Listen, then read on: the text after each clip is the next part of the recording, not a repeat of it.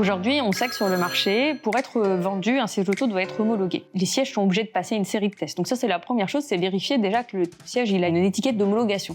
Quand ce sera vendu en magasin, il n'y a pas de risque, c'est plutôt sur Internet où il faut quand même faire attention à ce qu'on va trouver, qui peuvent arriver des fois de l'autre bout du monde et qui ne seraient pas homologués. Maintenant, une fois que c'est homologué, est-ce que l'homologation est suffisante? C'est une question qu'on peut se poser. Comme beaucoup de choses que vous consommez, que ce soit de la cosmétique ou de l'alimentation, c'est pas parce qu'on a passé un label pour dire c'est bon, c'est vendu, que c'est forcément bien pour nous. Et aujourd'hui, il y a des organismes indépendants comme la DAC qui travaillent avec le TCS en Suisse et l'OAMTC en Autriche ont décidé déjà depuis de nombreuses années de faire passer ce qu'on appelle des crash tests complémentaires indépendants.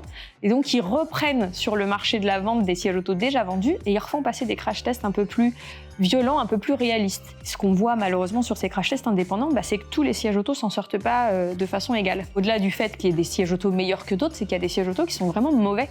C'est-à-dire qu'il y a des sièges auto qui cassent, il y a des sièges auto qui se décrochent des bases, qui retiennent mal l'enfant, c'est-à-dire qui devraient rester à une certaine distance au fond du siège et qui vont provoquer une projection vers l'avant, etc. Toutes ces petites choses, c'est vrai que la DAC met le doigt dessus et chaque année publie des crash tests, donc 2 fois par an, fin mai et fin octobre, donc les prochains arrivent bientôt, et disent sur les 10, 20 sièges qu'on a testés cette année, il y en a 1 ou 2 qu'on vous déconseille vraiment formellement. Il y en a quelques-uns qui ont des notes moyennes. Si vous devez choisir entre 2, évitez plutôt ceux-là, mais c'est pas la cata, mais c'est pas idéal.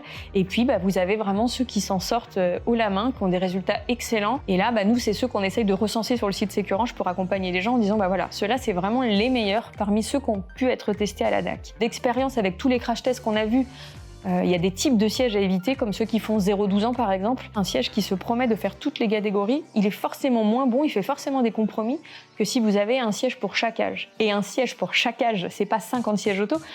En moyenne, c'est 3 sièges auto. C'est un siège bébé, la première année, un siège deuxième âge entre 1 et 4 ans, et enfin un siège pour les grands, ce qu'on appelle un réhausseur avec un dossier entre 4 et 10-12 ans. Donc c'est 3 sièges auto sur les 10-12 premières années de vie de votre enfant.